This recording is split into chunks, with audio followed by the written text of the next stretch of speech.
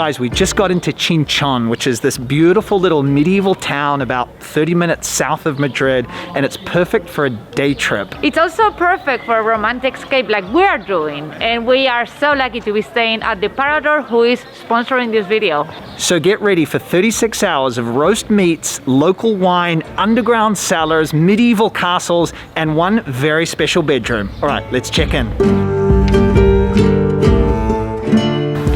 Wow. Look at this. Wow.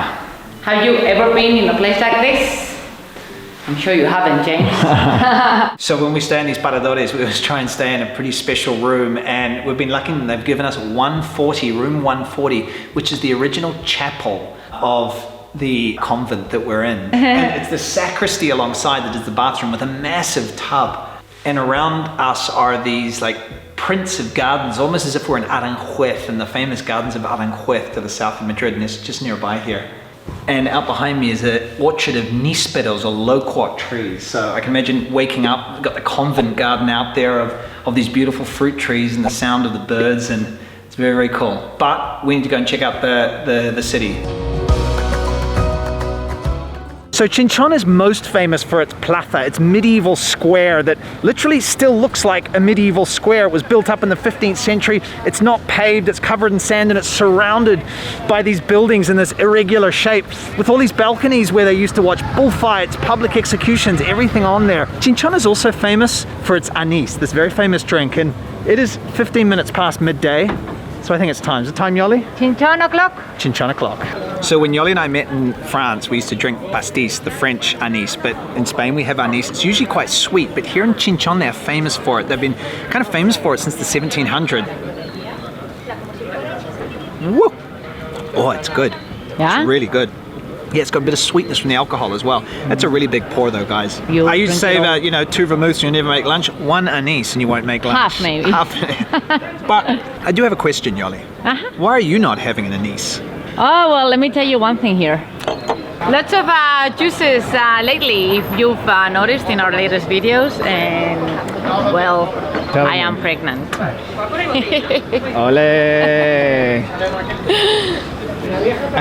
There, right? Yeah, it's not a big cocido. No. It could be. It's a girl. We just found out yesterday, guys. So. Not that you're pregnant, but that it's a girl. Yeah, no, that is a girl. And yeah, so we're very, very happy. And just a few more months of waiting and expecting. Yeah. So, in short, no Chinchón for Yoly. No Chinchón. Chin-chin, Chinchón again. Chin-chin, Chinchón. I'm feeling a little heady from the anise, so we walk it off to check out the views of Chinchón from the church high up on the hill. And we duck into the enormous church. On one side, high above, is a balcony that the local counts used to use to see mass from without mixing with the smelly plebs. And above the altar is the crown jewels, a religious painting by Goya, my favorite Spanish painter, and whose brother was a resident of the city in the 19th century. So it's coming up to 2 o'clock and you can see the plaza, the square, starting to fill up with people having lunch. We are going to have lunch in the square, but not at ground level. Yoly found us a pretty sweet table, so we're going to head up there now. Ta-da! I hope you like it, darling. You got the best table in the place, right? Of course. I always do. So normally when your home has a balcony, you own the balcony, right? Well, not in Chinchón. As was common in medieval times, the balconies above a square didn't belong to the same people who owned the homes, because this was the local stadium for bullfights and festivities. So even if you were lying in bed sick, someone might walk through your room to get to their seat. First course here, sopa de ajo, garlic soup. You know what? Garlic is really famous here in Chinchón, so no vampires, I reckon. Ooh, yum. Oh, I'm so hungry. Come here, order this. Yeah? It's beautiful, yeah. I kind of love this dish. True sort of peasant food. Bread, garlic, paprika, oil. It's really, really good. And here's the thing. A sopa de ajo, get in there, Yoly, and show this, will often be served with an egg. And then you break the egg, and it just, the yolk melts into the, well, not in this case. Sort of. Yolk's a bit hard, but it is yummy. So as well as being a land of garlic. This is the land of roast meats. This is the plaza of roast meats. And you've got to have it with a little salad. It kind of cuts back on all the fat, you know, it just kind of slices through it. Yeah, exactly. Oh my God, ye olde lamb. It's really good. Oh my God, yeah. It is, ooh, it's rich. The interesting thing about how they cook lamb in a place like this is it's all about the flavor of the meat. It's not covered in garlic and herbs and things like that. And sometimes that can be a little bit frustrating in some ways, but when it's good meat, well cooked slowly in that oven, a little bit of salt, just its own juices, it's really good, guys. Feeling very satisfied, but very full, it's time to walk it off, exploring our parador. So there was a monastery here in the 15th century, right here beside the Plaza Mayor, and then this building's from the 17th century, which was still a monastery built on top of the older one. And then in the 1840s, it stopped operating as a religious institution, and after that, it became a courthouse for a while, as well as a jail. And now it's these beautiful cloisters wrapped around this really peaceful patio with a tinkling fountain. So one of the things we're going to discover tomorrow here in Chinchón when we visit a winery is that this whole town is full of underground caves and cellars. And actually the paving here in the Parador, all these pieces, these ceramic pieces are actually remains from the big clay wine vats that were pulled out of these underground cellars throughout the town. And apparently even in the road paving in the town, they used these to pave the roads. There's a really beautiful piece of music, a really famous one by Manuel de Falla called Nights in the Gardens of Spain. And I think one of the things I love about this country is that idea that you can walk through a garden in the evening and the air is soft, the sun is shining. There's something really romantic about that idea of gardens in Spain in the evening. And these ones out here in the Parador are kind of like that. They're just gorgeous at sunset, perfect place to wander and get lost. Which I actually have lost Yoly. So lost Yoly in the nights of the gardens in Spain. So I'm going to go and find her. I found you. Hey. In the nights of the gardens of Spain. Yeah, beautiful gardens, huh? Yeah. Should we go and check out the castle before we get started? Yeah, let's do it. All right, let's go for a walk. You will see this castle when you arrive in Chinchón up on the hill, and it's like something out of a fairy tale, and you're like, my God, there's a castle, a defensive castle. It's not quite as it seems. So this is a 16th century castle, abandoned in the 18th century and still in private hands, which is kind of mind-blowing to me that somebody could actually own this place. It's owned by the Counts of Chinchón. They still exist, this family, and they just own this castle. They're not doing anything with it at the moment. You can't visit it. You can visit it from the outside, but it's pretty impressive. Anyone out there watching got a castle in your family? Let us know in the comments. I do. Yeah. You would have told me about that by now, Yoly. The castle of Alcorcón. But you can walk up to the drawbridge, which is very cool. You just can't get in. Hey, it's getting a bit nippy. Yeah, right? Yeah. Ooh, we have a bathtub tonight. Ah. Those robes on. No. Solid. Pretty solid. All right. Back to the Parador. It's bath time. Yes.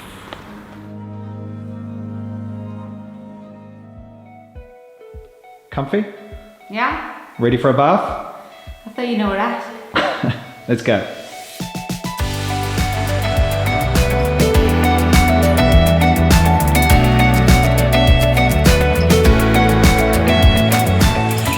Oh, sorry. You didn't actually think you were coming in, did you? No, no.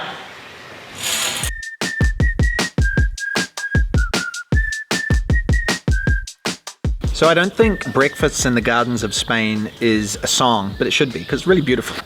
Having breakfast, lovely and healthy, birds are singing, the whole kit and caboodle, but we have a bit of a gastronomic day today. First, we're hitting a winery, literally at 9:30 this morning. Then we're hitting another place that's famous for its winemaking. And then we're having a massive cocido, the last of the season here in the Parador with wine. So, sorry, Yoly, that doesn't really include you. Well, look, much. I have to drive anyway, so. The cocido will be amazing. Yeah. Anyway, coffee, then wine.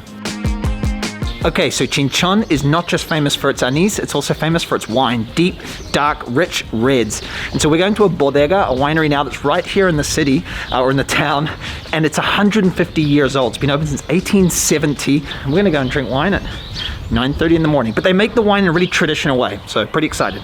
Venga, pues muy bien. ¿Cómo estás? Hola, ¿qué tal? Soy James, James. encantado. Encantado. Gracias por recibirnos. Sí. Hombre, yo encantado de que vengáis a verme y tal. Roberto, the fifth generation of Bodegas del Nero, welcomes us to the winery, and he closes the big gate. I guess we're getting the private tour. He takes us in to show us the old clay vats, or tinajas, that they still use to ferment the wine here. You can smell the humidity in here of these tinajas. So back in the old days, before there was stainless steel, literally wine was fermented in these massive clay vats. And you'll find them all over in caves underneath Chinchón. And they can break so easily. So literally a hose might hit at the middle end of a hose and it will crack it, and that's it. At some point, they're gonna run out of tinajas. And here you can get inside a tinaja. And these things, like imagine, this is just the wine and it's so porous, so it oxidizes a little bit, gives the wine its own certain kind of je ne sais quoi. Next, we hit the barrel room. So like in modern wineries, they actually age the wine in oak. They don't age them in the big clay vats. But down the end here, you have all these old bottles. None of this would be drinkable anymore. The oldest they have still is from the 1940s, 1943, from a restaurant in Madrid, a white wine that has become dark. It's oxidized, not drinkable anymore. But it's like a time capsule to the past, even just looking at the labels and what they used to be on wine bottles. Roberto and his family also make white wine vinegar, which they age in the old tinajas. The smell was intense and vinegary, and the place was full of spider webs. The spiders eat the mosquitoes that are naturally drawn to this room. And so I could show off my strength to Yoly, Roberto let me cork a bottle using a corking machine from the 1920s. It's now 10:15, so that's legit. Yeah, what I love about the wine from this region is that it's dense, it's rich, it's really rich, but beautifully balanced. And there's acidity, my mouth is kind of watering. 80-year-old vines go into this. And then, wow. But the wine adventures have only begun. Sorry, Yoly. Mesón Cuevas del Vino is the first restaurant that opened in Chinchón in 1964, just before the tourism boom. It's a perfectly preserved farmhouse from 200 years ago and now serves serious lunches and wine from goat skins. Here they made wine and olive oil, and José Luis gives us the grand tour. And so this is a really old stone mill. The idea would you would put the olives down here, the mill would run and would crush to create the pulp. Now to run this thing, up here in this room above, you actually had donkeys that were walking in circles, tied to a stick, I guess, or something. Obviously I'm not an engineer, to make it turn, make these huge stones turn. And so this up here is a Roman olive press, or a Roman press that the wood is about 300 years old. Black poplar from Africa, I've read, and it was used to crush down the pulp to get the juice out, to squeeze the olive oil out. Next we head through to where the wine was once made, full of massive tinajas. They don't make wine here anymore, but over the years famous people have written their names on the giant clay vats, from Orson Welles to Mark Knopfler from Dire Straits to, well, the Australian Minister for Social Housing. And here they have one of the largest wood-burning ovens in Spain, with capacity for about 80 suckling pigs. Oh, hi. Hello. So what I love to think about this place is that 200 years ago, even longer, it was a fully functioning like factory. They were making olive oil, they were making wine, there were people living here, the workers lived here. It's this huge sprawling building, and to think of everything that was going on here, it's just wonderful. And then comes my Indiana Jones moment. We descend deep into the earth, into the 200-year-old caves beneath the restaurant. We twist and turn through a maze of tinajas. In pre, and I guess post-COVID times, you can eat and drink down here. But with COVID and the lack of ventilation, it's not possible at the moment. Hopefully by the time you get here, you'll be sipping wine and nibbling on jamón underground. And so up here is this enormous tinaja. And so what would happen is if a wine vat broke in the bodega, in the winery, and the wine overflowed, this was an overflow system. So the wine would fall into that tinaja, and then you see a hole in it. Then it would flow down here into this one. So it was a way of capturing wine if one of these massive things broke upstairs, which would be a disaster. So back in the old days, before wine was transported in bottles, here in Spain, I'm not going back too far, it was wineskins. Now this is and one goes put the wineskin in amigas. Never said that before. But this is a small wineskin, but they would have been big ones. So I've spoken to bartenders who said in the 70s in Madrid, these would be hanging behind the bars. And I love drinking the wine in these. It's kind of like, this is just Vino del Pueblo. It's not probably the most expensive wine in the world, but having it in this it's kind of fun, right? Instead of a big, beautiful wine glass sometimes. You're having too much fun with wine today, yeah? I know, I'm sorry. This is a very, Pregnant-friendly day. adventure. I know, I'm sorry about that, Yoly. But the migas you can eat. Oh my God, good, good. Sometimes I don't like these because they can be dry. Perfect amount of oil, paprika, bits of ham in there. Really good.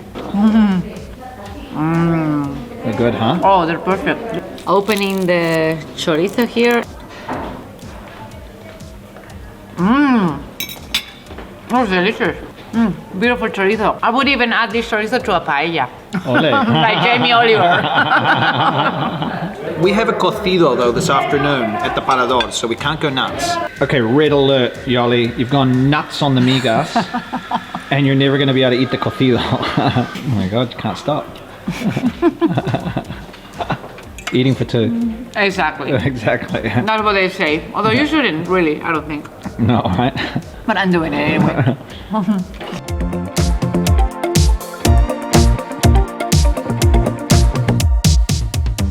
So we just stumbled into this shop on the Plaza Mayor run by Mari Feli, who is here sort of tying up some garlic. And it's kind of like a time machine of what Chinchón kind of, well, still is, but was. Now it's a bit more of a tourist destination, but it's always been an agricultural place. You've got gourds here that people would use to store water and wine. You've got garbanzos, obviously the garlics. Ajo fino is the famous garlic from here, and it's amazing. And so she's had this shop in her family, and it's very cool. I think we can get some garlic to take home. Yeah. Okay, so a day's work is never done. Now we have to eat an entire cocido, but we will manage, won't we, Yoly? Yeah, I think so. Okay, what are you starting with? So I'm gonna start with the torreznos, the pork belly, yum yum yum, Yum, here. yum, yum. And then I'll move on to the encurtidos from Campo Real. Ole, the healthy, the salad. Okay, so the first course of a cocido, as you guys know, is the sopa de cocido that has fideos, little kind of pastas in there. But what I love about this one is it has hierba buena, spearmint in there, and some really true cocidos that I've had have spearmint in them, in the soup, that gives it kind of a freshness. Ooh, it's really good. I can't believe it's probably like 400 degrees out there or getting there, and we're having cocido, but hey, last of the season. Last of the season. Are you ready for the cocido? Bring me the chickpeas and the meat. Qué miedo me das. Wow. Ole. Okay guys, so this is the most complete cocido I have ever seen. There's things in here that I haven't seen in a cocido before. I'm gonna try and name everything. Oh. Okay, we have potato, we have chard, we have carrot, we have beans, we have meatballs, kind of meatball thing. We have cabbage, we have gallina, hen, we have jamon, we have ham, we have chorizo, we have fat, like pork belly type fat. We have morcillo, which is shin, beef shin. We have gooseneck, they told us, a gooseneck sausage. Unexpected. We have chickpeas, and the local, especially, I've never seen this before, we have freshwater lobster in here, or crawfish, I think you can call it. And traditionally here in Chinchón, they would add that to the cocido, and when that turned red, you know the cocido is ready to be served. And you might be wondering, why the hell are you guys having a cocido here in March in a warm day in Chinchón? Because here at the Parador, they're famous for this cocido. They're famous for it, so it's kind of like the thing you've got to have when you come here. And a true test of a cocido are the chickpeas. These are buttery. That's how they should be. So if you're wondering why the tomato sauce, well, the tomato sauce is gorgeous and it has cumin in it so that it doesn't repeat on you. So you don't burp, etc., you mean? All those windy events. Windy events. Rule of thumb, you will always be served more food in a cocido than you can handle. You have to know when to stop. The thing is, you will keep picking. I'm picking at the jamon. The jamon in there is so good. The chickpeas. Yoly's can't stop with the chickpeas like the migas earlier. I don't know when to pull back. Last of the season. This is it. Thank you, Paradores. It's all gazpacho, still November now.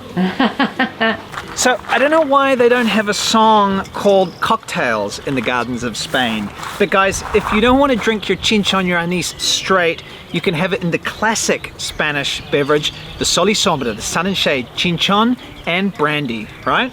Or you can also have a chamomile tea, another classic, right? Both options are valid and very authentic. All right. See you in Chinchón. Salud. Salud.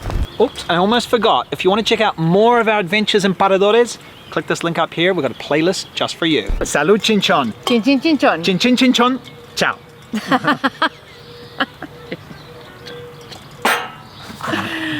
Chin, chin, chin, chon, chao.